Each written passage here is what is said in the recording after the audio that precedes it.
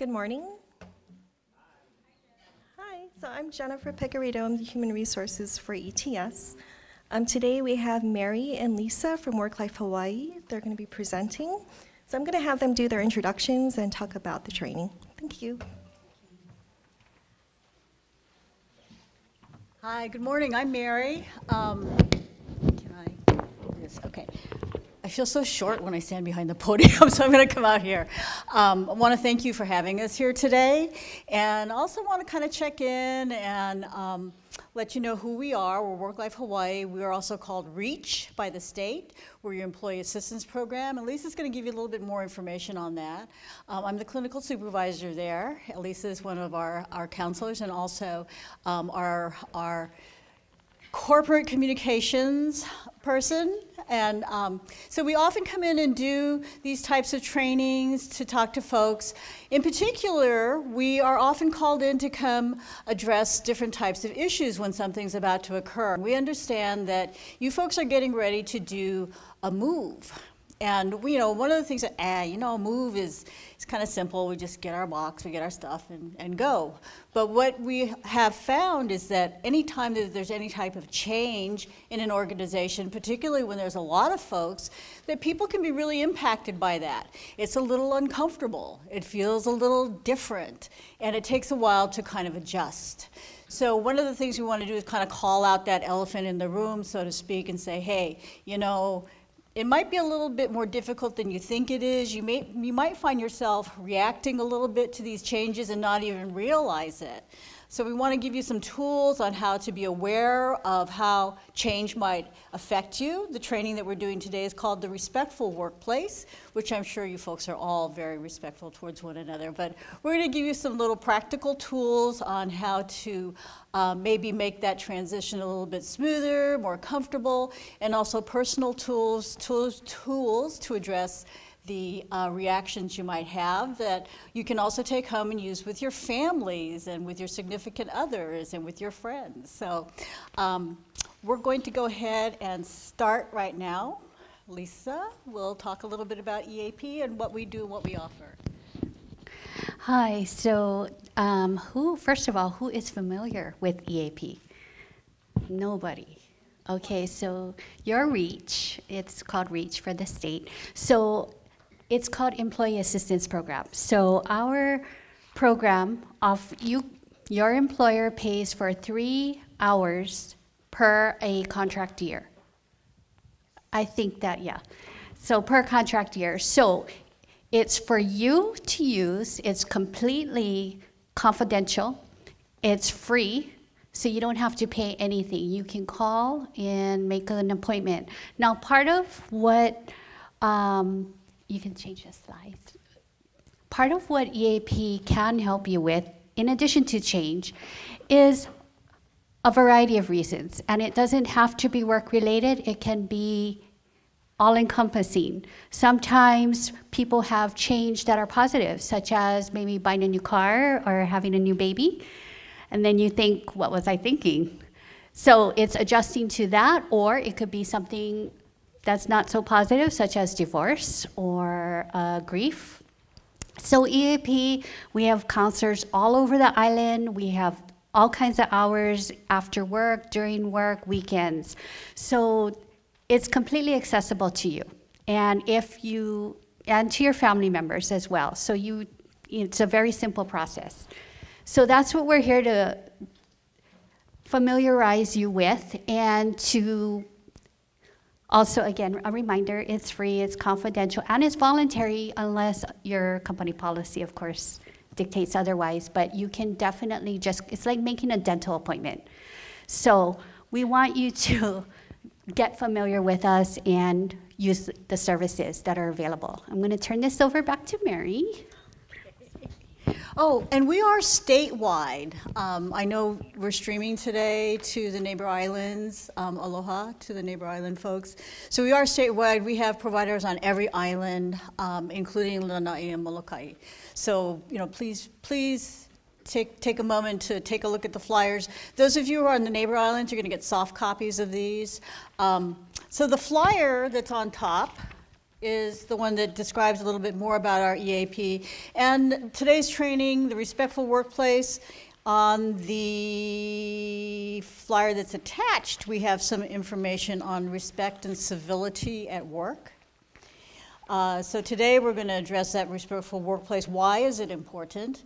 Who is responsible? And how do we create and maintain a respectful workplace? And this is kind of nice that you're going through a change because you have an opportunity to do a fresh start. And this will be like your beta version that you're creating. Okay, next slide, please. Okay, respect, just very simply a willingness to show consideration or appreciation. And a lot of times we don't really necessarily have that willingness. You know, we're uncomfortable. Even if you're faking it, it's okay. It's okay. In a professional setting, you may have to demonstrate that willingness, whether you really feel it deeply or not, you demonstrate that willingness. It will make things go much smoother. At least, you know, you're showing that you're open to making those changes and smoothing those transitions. Disrespectful workplace, low morale, low productivity and efficiency. Probably everyone's been in a circumstance where you've been in somewhat of a disrespectful workplace. It makes everybody uncomfortable. Nobody wants to talk to each other. There's a potential for workplace violence. We see a lot of that these days, sadly. High turnover. People are doing claims against the company, and high absenteeism. So in other words, a disrespectful workplace is not a happy place to work. Nobody wants to be there. Next slide, please. A respectful workplace, you've got high morale. You've got that sense of team. Everyone works together. It's more effective. It's more efficient. It's smoother. There's not those negative types of mindsets that are in place with a disrespectful workplace. If you start out with an attitude, it's going to reflect in the workplace. So we want to try and spin that attitude towards the positive side. Employees will stay, and whatever that last bullet point was, you go back. Oh, okay. Workplace harmony, workplace harmony. And we all know what it feels like when there's not harmony. And honestly, when new people come together, it takes a while to adjust to kind of, we use the term tune in to one another. And so the word harmony is very appropriate for that. Next slide, please, which is the video. So we're going to show a brief video. I want you to look at the little opinion survey that you received. You should also have been able to get one of our lovely pens that you can use. It has a stylus on it. For those of us with fat fingers, stylus is really useful.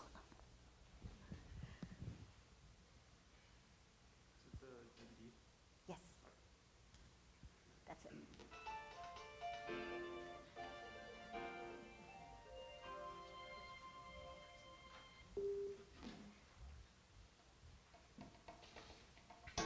Hi. You don't know me, but for the next few minutes, let's pretend that you do. Imagine that We work together. Can everyone hear that? Almost every day. Good days, bad Is days. that going through? Maybe we're friends. Maybe we just know each other. However it is, we're in this together. So we probably have at least a certain amount of respect for each other. And that's what we want to talk about. The issue of respect. Respect is a very big word. Respect for the planet, respect for life. These are large and very important issues. But for now, we're more interested in the smaller things, in the simple choices. Things are...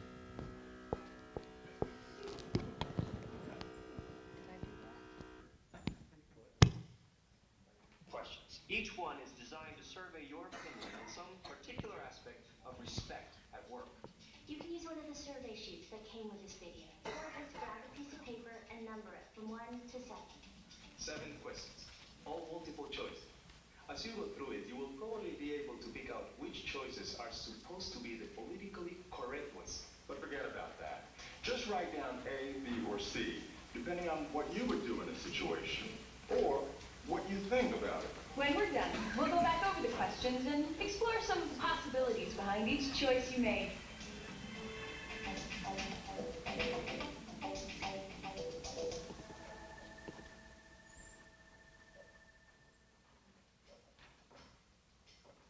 Okay, let's do it.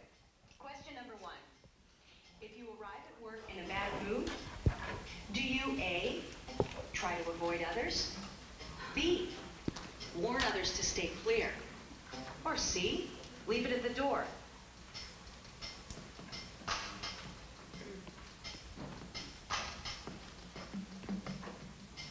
Question number 2.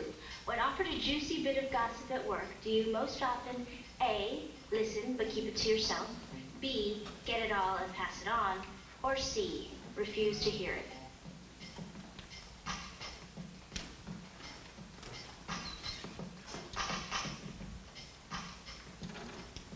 Question number 3. Do you do what you say you will do? Your choices are A, eventually, B, if it matters, or C, always.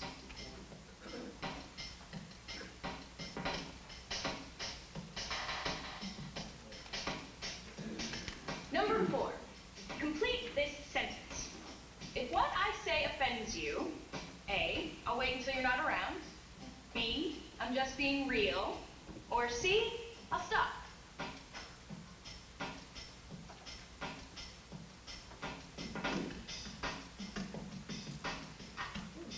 Question 5. What is the rule when it comes to sexual attraction at work? A, look but don't touch. B, look if they want you to. C, don't look, don't touch.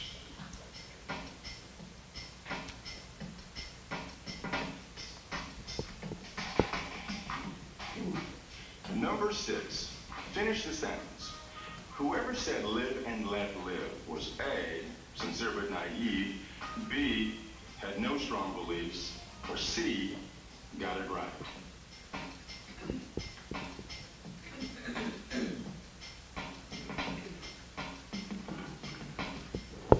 And finally, number 7. Complete the sentence. Always using please and thank you at work is A, nice but impractical, B, annoying and fake, or C, common courtesy.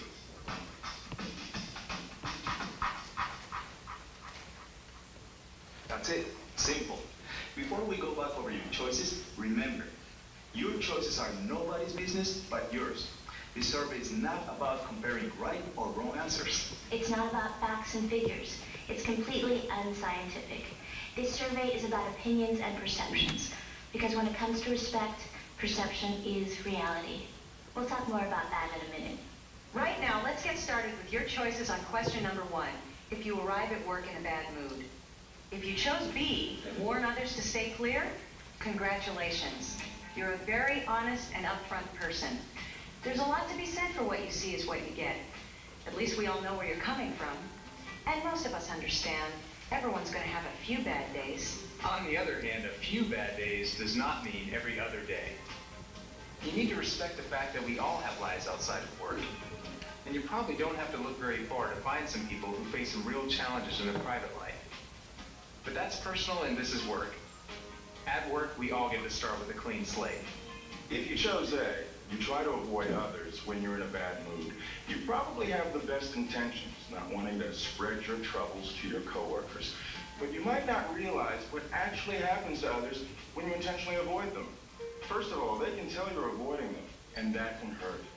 Since they don't know what they did to deserve it, they can end up resenting you when you never intended any disrespect toward them. But they can't read your mind, so they end up deciding what's real based only on how they perceive things.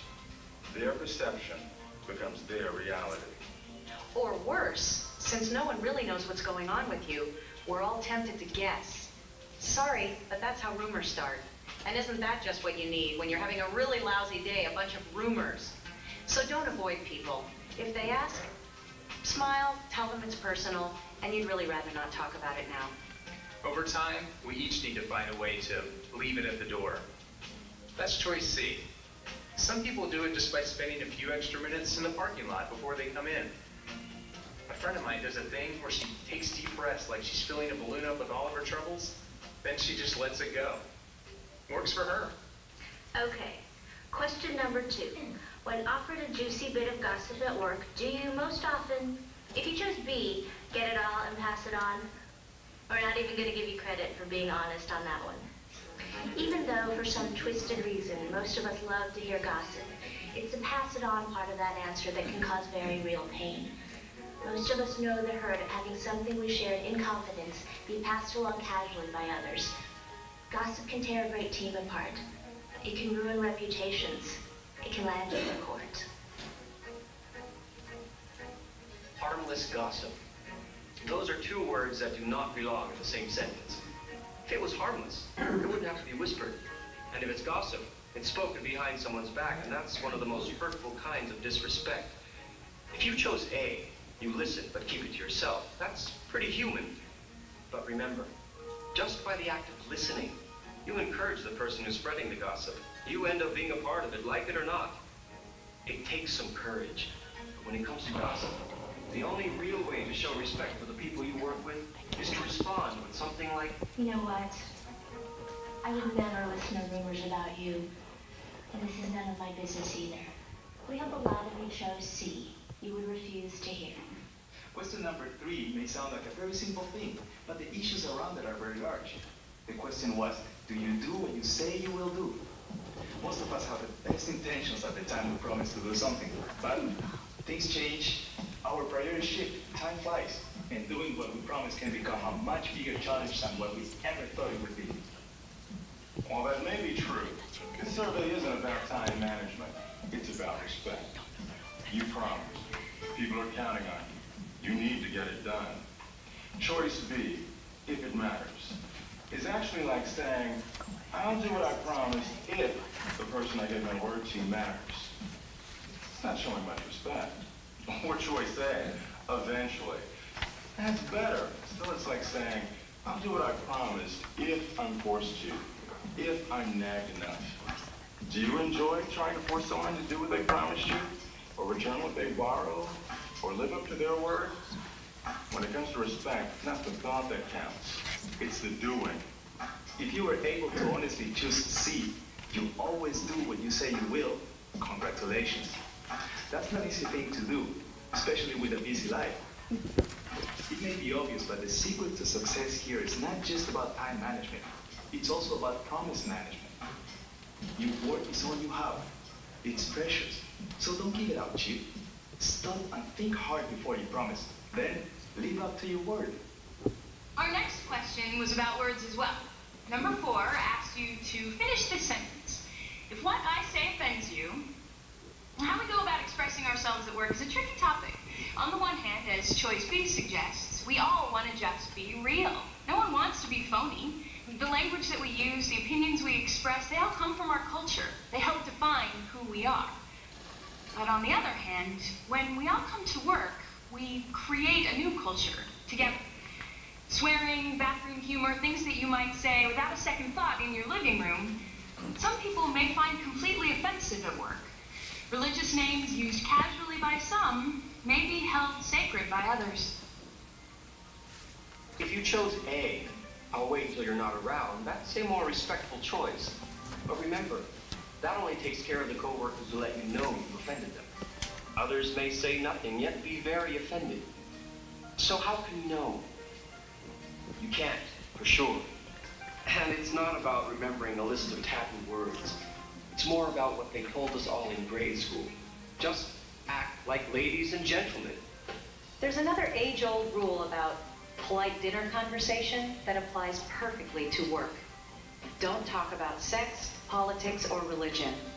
Because these kinds of topics are so important and so personal to each of us, differences on these topics have the potential to offend us and divide us. And that's the opposite of teamwork. So save those kinds of topics, as well as expressive language, for some other time, outside of work. But as long as we're already kind of talking about sex, let's do question 5. What is the rule when it comes to sexual attraction at work? If you chose A, look but don't touch, that's a very popular saying. But at work, it can get you in a lot of trouble. We communicate with our eyes as much as anything else. So looking, and I think you know what I mean by looking. Looking is like saying what you're thinking with your eyes. Now you can say nobody knows what I'm thinking, and you're right. But the law doesn't need to know. In fact, it doesn't even care what you were thinking. It only cares about what you did or said, and how that was perceived by the other person. Their perception can become the court's reality. but I didn't mean it doesn't count either. Harassment doesn't have to be intentional to be illegal. By now, most of us know the most obvious forms of harassment, where someone uses work favors or work threats in order to get sexual favors from another person. That may be the most obvious form of harassment, but by far the most common is what the law calls creating a hostile work environment. That's where just looking comes in. Creating a hostile work environment covers all kinds of unwelcome behavior.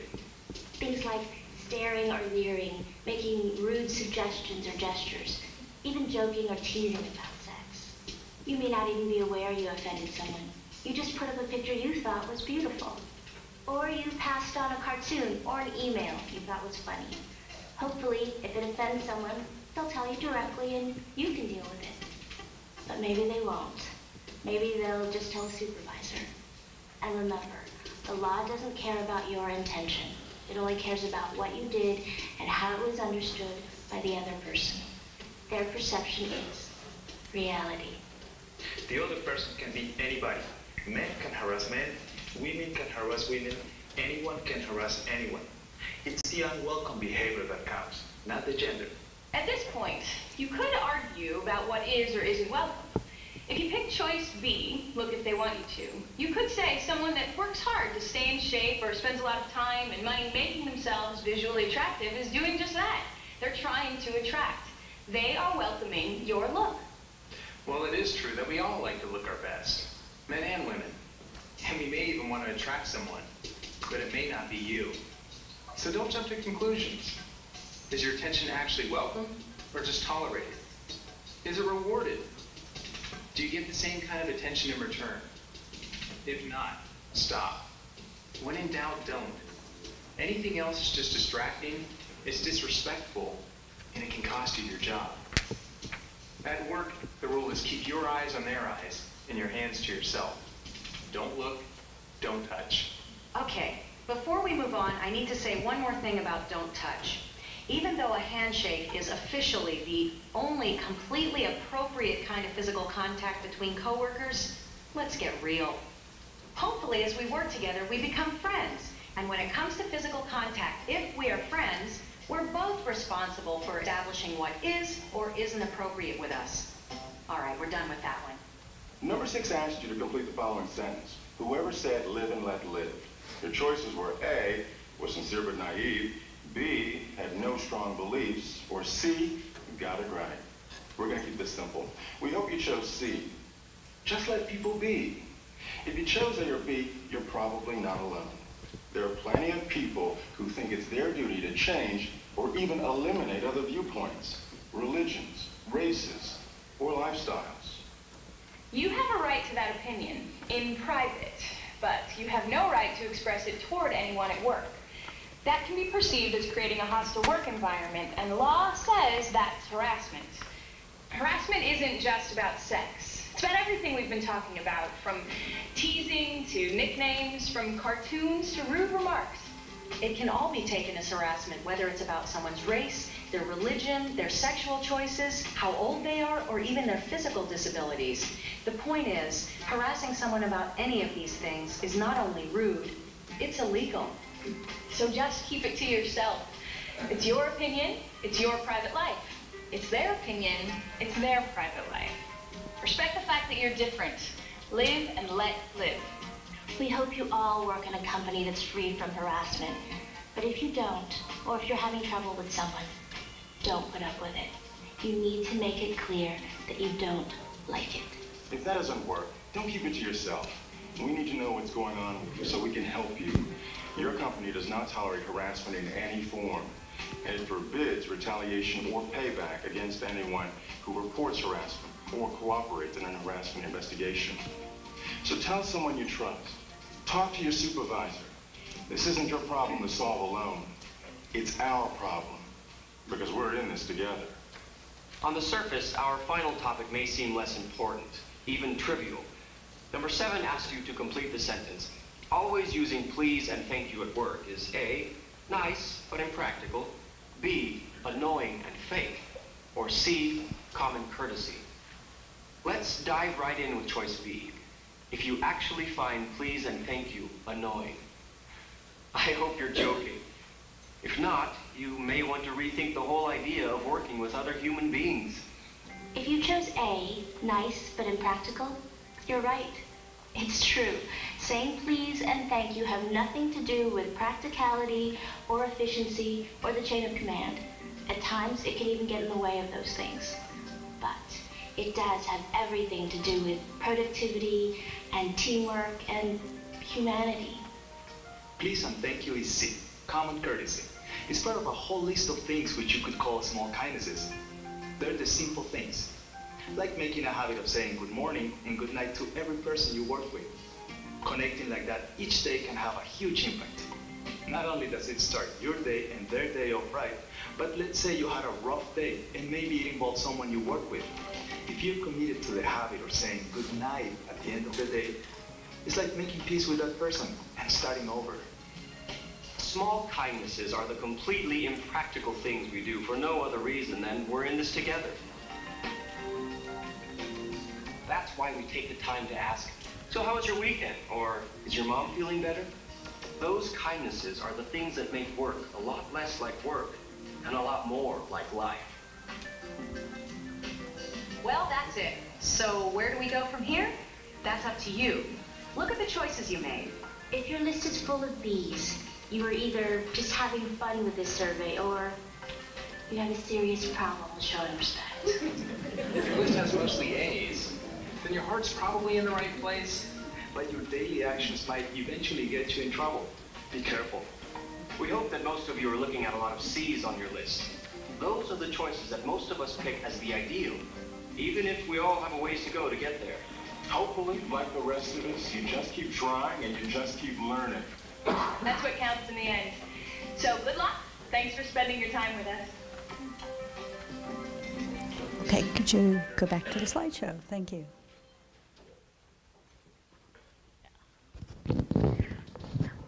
Thank you. So what did you think of the video? How'd you do on your surveys? How many of you got most of them correct? Okay. How many bombed?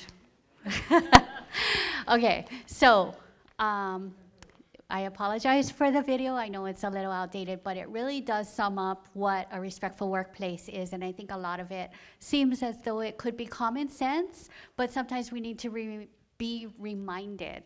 So part of creating a respectful work environment involves these things. How do you model respect? I mean, you basically have probably heard that old saying, treat others as you want to be treated. And it goes in the workplace as well. Being professional, listening and communicating. So listening is different from hearing. You can hear somebody and not listen to them. So when you're in a work environment, you want to treat your coworkers as if they're your work family, basically. So you want to model the respect because that will have a ripple effect and that will also be contagious. You also want to show compassion and empathy. As they've mentioned in the video, kindness, empathy is putting yourself in the other person's shoes. So if you see someone struggling with a project or something that they're coming up against a deadline and you're able to help, if you were in their shoes, you would appreciate that. So it's little things like this that make up a respectful workplace. Now, we're going to cover some of the other things more in depth later, but contributions that you can make, maintaining your behaviors, your attitudes, using tact. So you wouldn't talk to your coworkers as you would with your friends, perhaps, outside of work or at lunch. So you want to be aware of these different behaviors and the use of your words, because words are very powerful. You also want to stay away from rumors, although there could be good rumors too, but nonetheless, they are rumors if they're passed on from one person to another. If you're not sure of something, it's okay to ask, to clarify. And you also want to be aware of your body language and tone. Well, can I help you? Or can I help you? There's a big difference. You're saying the same thing, but your body language and your tone make a big difference. So those are some things to be aware of as well when you're trying to model a respectful workplace. Practicing active listening and iMessages. These are two really important components to respectful workplace. So active listening, I have another slide coming up with that. So it goes into it. Active listening. Okay, so you want to make appropriate eye contact. You want to make sure that you're tracking the person who's speaking. You also want to be aware of your body language again, because if you're standing like this, like, oh, hurry up, of course the person's going to be put off and feel that you're not listening. So you want to be attentive. You want to make sure that your body language is showing that you're following them, you're leaning forward or sitting forward, you're not just kind of laying back like, oh my gosh. Silence is another good thing. So if somebody is explaining something to you, or I take that back, vice versa, if you're explaining something to someone and they don't say anything when you're done, sometimes they may be processing. So giving a little bit of time for them to process before you expect a response. So little things like this, listening cues. So when someone is speaking, you're able to pick up on things that maybe they didn't quite understand what you said, and so you can clarify. Does this make sense? So nodding is a good one, and reflecting. So sometimes what is a good trick for this is if you're giving someone instructions, please go to the copier and make me 100 copies, double-sided, whatever, stapled. What did I just say? Or did you understand what I said? And they'll nod, and you can you clarify for me just so that we're on the same page? So these are little tricks that will help. Again, nonverbals are more than half of how we communicate. And I think everybody can agree that they've been in situations where the nonverbals don't match the verbal. And so this is a great slide to illustrate that. Also, tone of voice is the other part of it. So there are some work cultures where if nothing is said, then you're doing a good job. That's not necessarily a respectful workplace. You want to be able to know when you're doing a good job, or if something isn't right, you would like the other person to let you know so you're aware of it. Otherwise, you're gonna keep on going thinking you're doing great. Behavior. When you use iMessages, this puts the other person in a neutral zone. So as soon as you come off with you're already putting somebody on the defensive. So when you use iMessages, this is what the components that you want to use when you're doing an iMessage. So for instance, when you use iMessages, you're owning it. You're not blaming. So I feel disappointed when you show up to work late because this is what happens. I get called into the boss's office because our job isn't done. I would appreciate it if you're going to be late, if you could just give me a call. So that way, you're owning that you feel disappointed and you're not blaming the other person, versus you show up late and I have to get called in because our work isn't done. So which way do you think would go over better with your coworker and be more respectful? And which way do you think you would appreciate being told something? So, communication styles. We've all heard the term passive-aggressive. I'm going to break this down. So assertive versus aggressive are two completely different things. Being assertive means speaking up for yourself, basically using an iMessage and explaining where you're at. Being aggressive, that would probably be something with a you in it. You didn't come in, you didn't do your job, or you didn't do what you told me you were going to do, instead of I'm disappointed that you didn't do what you told me you were going to do, but let's work on problem solving that.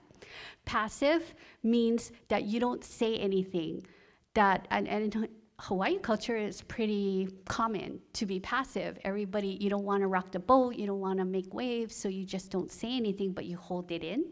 And then maybe you go and do something subtle, which would be passive aggressive, where, okay, I'm not going to say anything, but when I see that, your copy machine job is flying all over the place, I'm not going to go over there and help you either.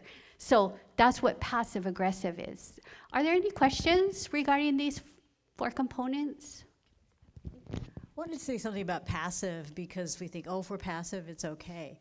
But passive is just as unfair as aggressive. The other person, passive is not communicating. That's non-communication. So if you're being passive and you're not saying, I think we should do this instead, or I don't feel comfortable doing that, then the person who is the listener thinks everything's okay. How are they supposed to know if you don't make a statement? So, we think if it's passive, it's okay. It's not.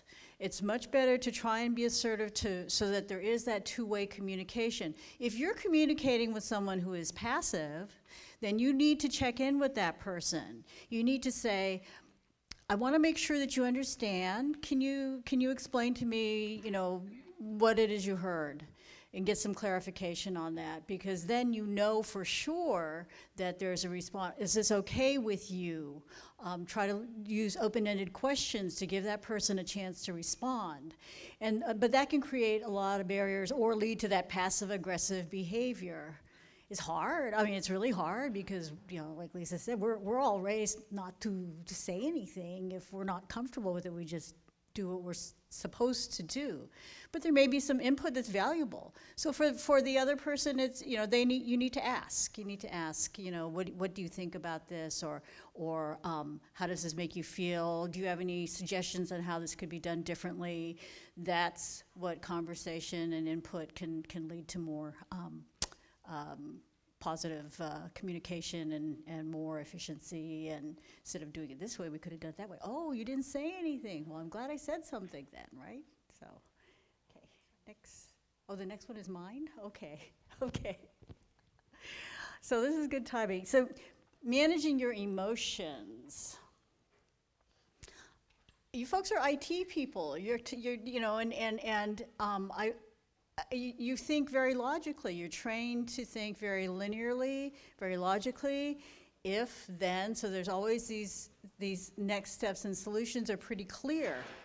Emotions are so cloudy. Emotions often hijack your ability to make decent decisions. If you have an emotional response to something that is totally wrong, then you're going to work towards proving that wrong. So, got to be kind of conscious of when it is your personal emotions are affecting what it is you're trying to communicate or what it is you're trying to do.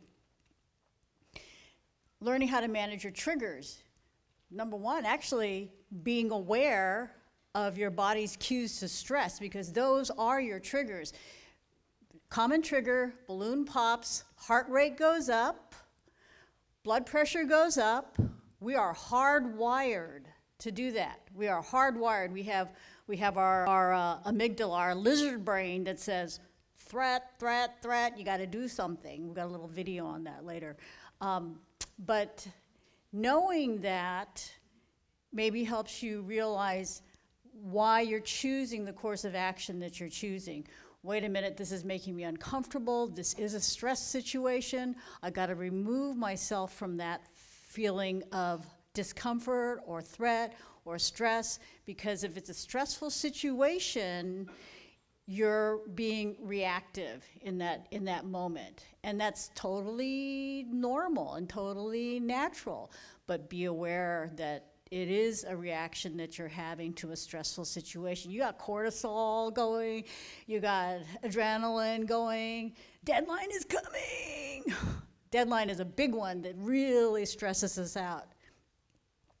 So, be aware that you're responding under stress, and try to calm down and take it out of that, step aside and be able to differentiate between a reaction versus a response. So a reaction is that automatic. The response is stop, think, respond. So there is a difference, but understand that all of us, we react to stress, and that is playing a part in our decision making and our responses to others. Okay. We have a video. If you can click that, zebra.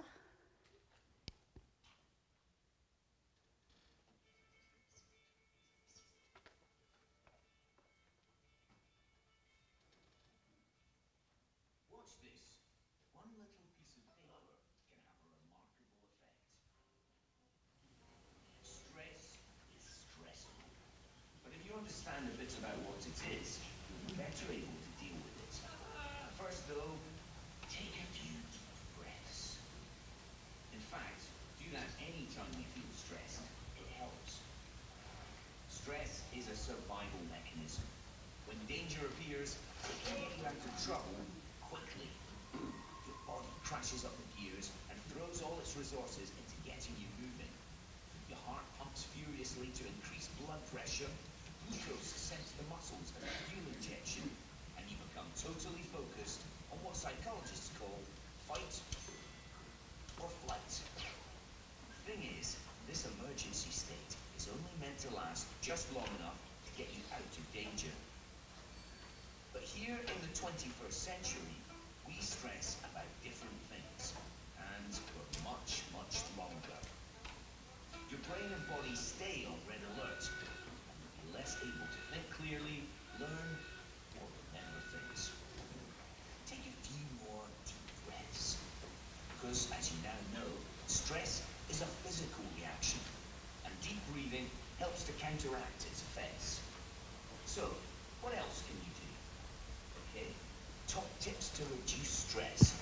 First, get plenty of exercise. Let out all that locked up energy. Now, back to the problem. Get in control. Scope out the situation and how you're going to tackle it. Don't stress alone. Talk to someone. Socialize. And have a laugh. You can't laugh and quake with fear at the same time. Get down with nature on a big or small scale. And if your mind won't stop worrying, give it something else to do instead.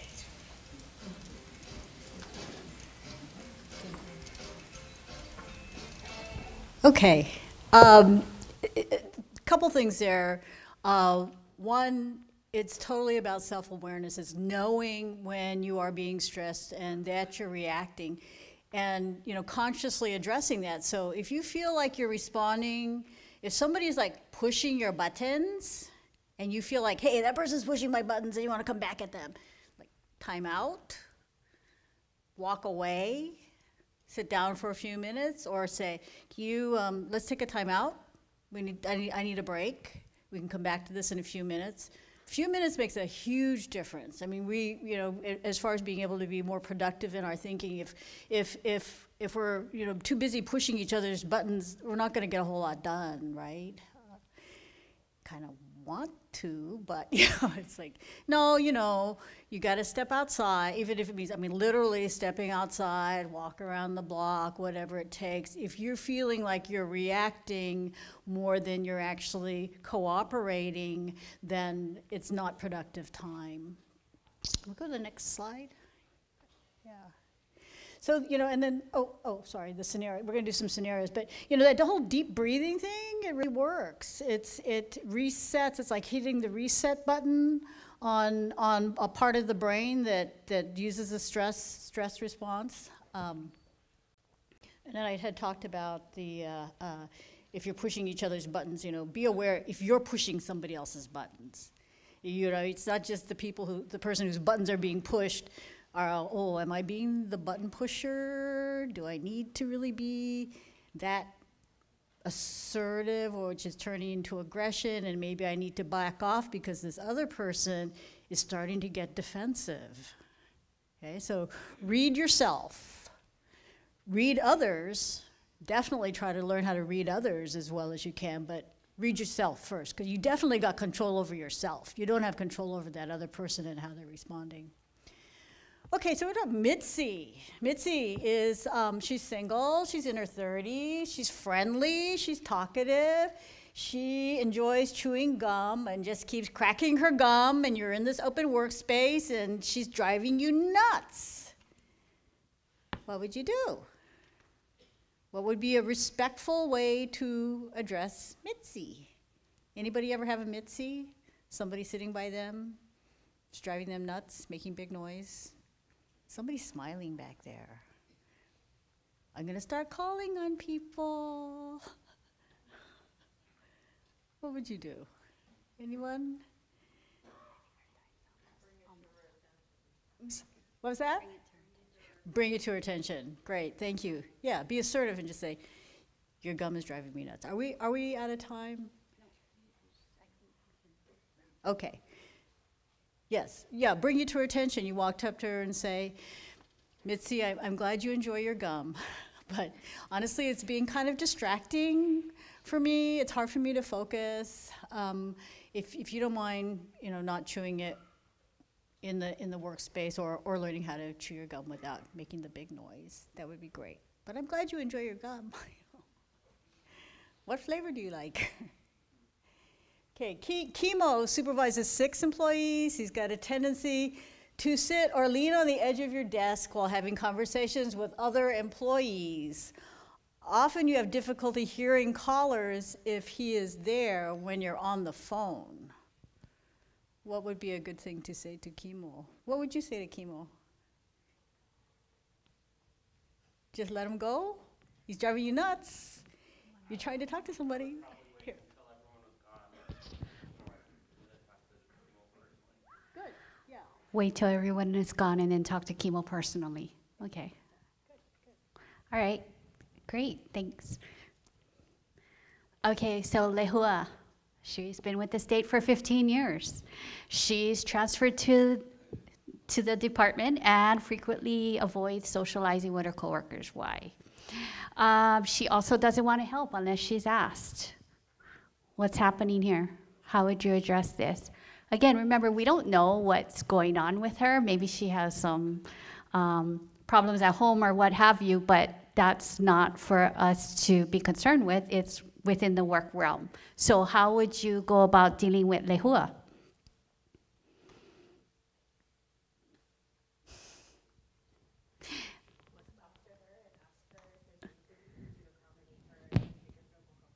Okay, great. Yes, talk to her, ask her if there's anything going on that you could do to make her more comfortable. She may just be feeling some social anxiety, maybe not sure where she fits in, because if you're coming into a new situation, a lot of times it takes a while to figure out where do you fit.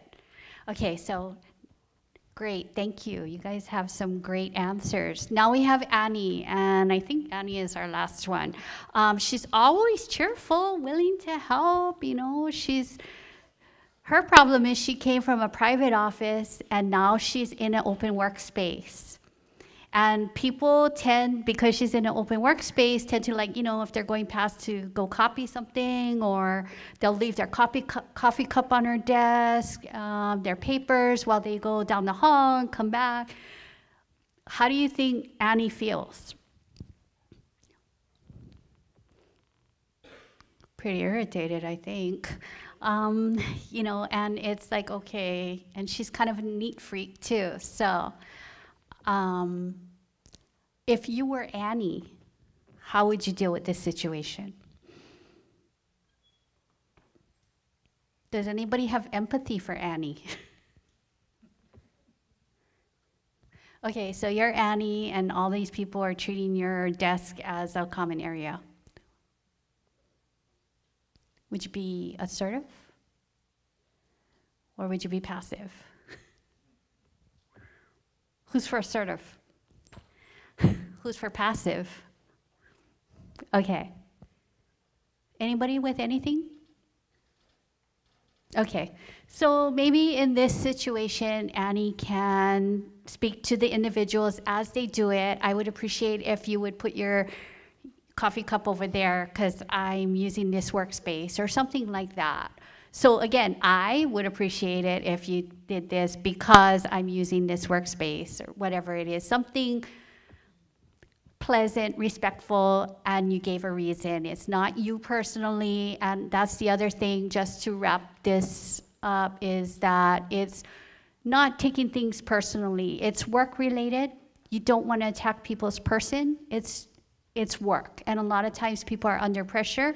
They might say or do things that they don't really mean, but just remember, keep it in the environment that it's happening.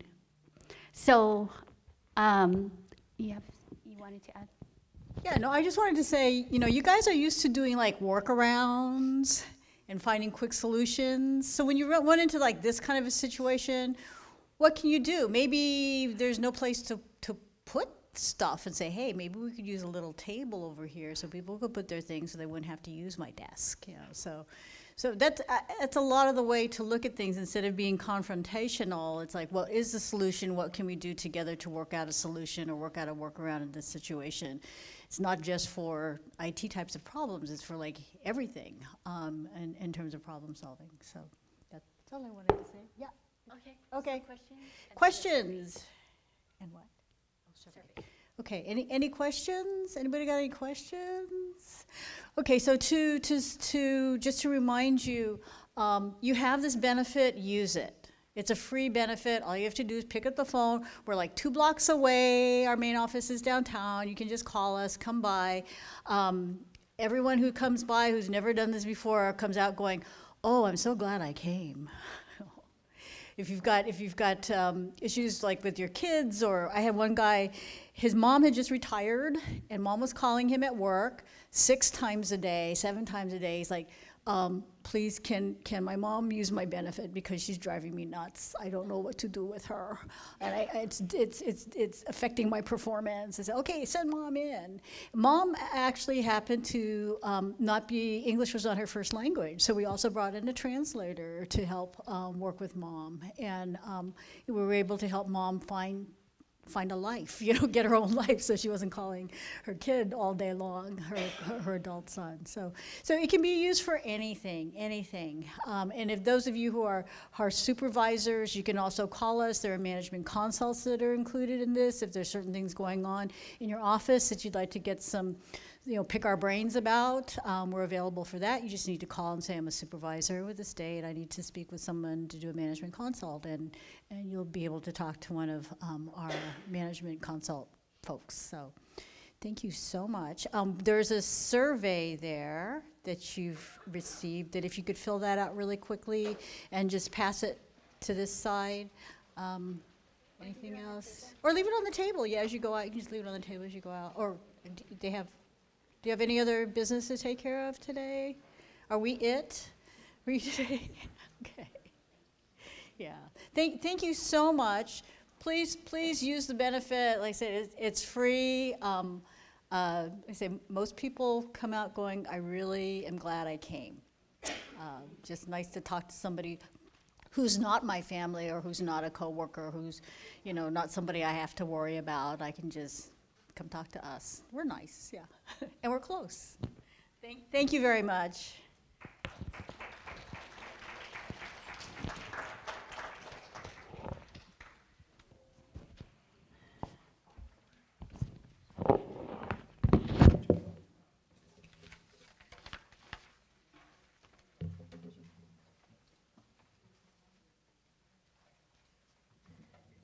Hi, so this concludes our meeting for today. So thank you to Mary and Lisa. If you can please fill out those survey forms, and you can leave it at the front desk where you checked in. Thank you.